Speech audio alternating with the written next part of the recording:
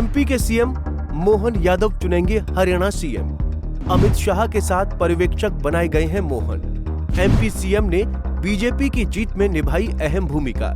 मोहन यादव की रैलियों ने हरियाणा में बदल दिया था माहौल। चुनाव में अहीरों का मिला बीजेपी को बम्पर समर्थन। हरियाणा की जीत ने मोहन यादव का बढ़ाया सियासी कद। मध्य प्रदेश के मुख्यमंत्री मोहन यादव को केंद्रीय गृह मंत्री अमित शाह के साथ हरियाणा का पर्यवेक्षक नियुक्त किया गया है। यानी मोहन यादव 16 अक्टूबर को विधायक दल की होने जा रही उस मीटिंग में मौजूद रहेंगे, जिसमें हरियाणा के नए मुख्यमंत्री का चुनाव होना है। सियासी हलकों में यादव को मिली इस अहम जिम्मेदारी की काफी चर्चा हो रही है। इसे बीजेपी के केंद्रीय नेतृत्व की नजरों में एमपी सीएम के बढ़ रहे सियासी वजन के तौर पर भी देखा जा रहा है। मुख्यमंत्री मोहन यादव लगातार हर मोर्चे पर, चाहे वो प्रदेश में एक अच्छी सरकार चलाने की बात हो या चुनावी सफलता, अपने उम्दा प्रदर्शन के जरिए खुद को बेहतर साबित कर रहे हैं। हरियाणा में चला मोहन का जादू।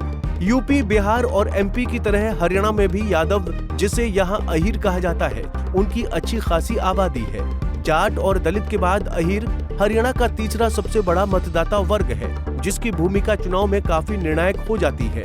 दक्षिण हरियाणा और खासकर अहिरवाल बेल्ट में तो जीत हार यही तय करते हैं। ऐसे में 10 साल की सत्ता विरोधी लहर का सामना कर रही बीजेपी ने इस इलाके में सीएम मोहन यादव को उतारकर खेल ही पलट दिया।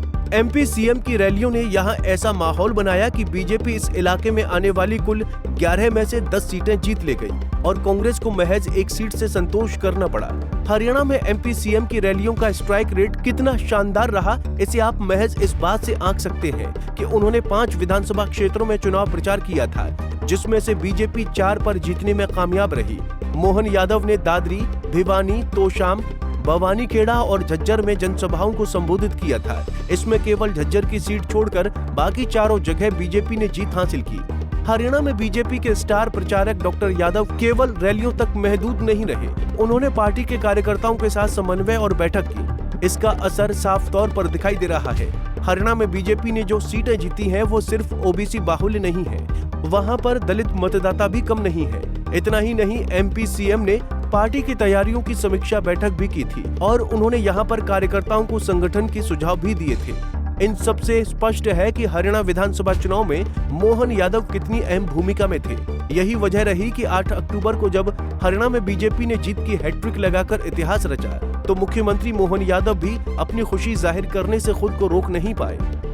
हमारे लिए आज ही दिवाली मन गई, आज ही हमारे अपनी होली मन गई। मैं आज के इस अवसर पर हमारे अपने भोपाल के जिला अध्यक्ष और हमारे यशस्वी प्रदेश अध्यक्ष माननीय वीडी शर्मा जी, हमारे जिला अध्यक्ष सुमित पचौरी जी, हमारे विधायकगण माननीय रामेश्वर शर्मा जी, भगवान दास सबनानी जी और सारे मित्रों के साथ जो हमारे राष्ट्रीय अध्यक्ष ने एक मंडल तक अपने उत्साह के साथ इस विजय जश्न को मनाने का जो निर्देश जारी किया था, हम सब आतिशबाजी के साथ आज भाजपा की भारी जीत के लिए हरियाणा के जीत नहीं है, वास्तव में सच्चे अर्थों में जो माननीय मोदी जी ने कहा है कि गीता की धरती पे सत्य की जीत हुई है। मैं बधाई देना चाहूंगा माननीय मोदी जी को, नड्डा जी को, माननीय एचएन साहब को, जिनके नेतृत्व में आज किसान, जवान, गरीब, युवा, महिला सब हरियाणा के लोगों ने दूध का दूध, पानी का पानी कर दिया और कांग्रेस को धूल चटा दी। मेरी अपनी ओर से बधाई। हरियाणा ही नहीं बल्कि एक अन्य चुनावी राज्य जम्मू कश्मीर में भी एमपी सीएम की रैली का स्ट्राइक रेट शानदार रहा। यहां उन्होंने जिस एकमात्र सीट सांबा पर रैली की थी, वहां से भी बीजेपी जीतने में कामयाब रही।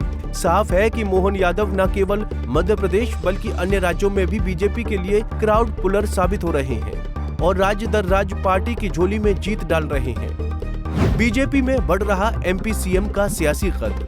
13 दिसंबर 2023 को मध्य प्रदेश में बतौर मुख्यमंत्री कद्दावर नेता शिवराज सिंह चौहान की जगह लेने वाले डॉक्टर मोहन यादव लगातार सफलता के झंडे गाड़ रहे हैं। सीएम की कुर्सी पर विराजमान होने के बाद उनकी सबसे पहली अग्नि परीक्षा करीब 3 माह बाद हुए लोकसभा चुनाव थी। महज 3 महीने के छोटे कार्यकाल में ही उन्होंने बीजेपी को प्रदेश की सभी 29 लोकसभा सीटें जितवाकर नया कीर्तिमान रच दिया।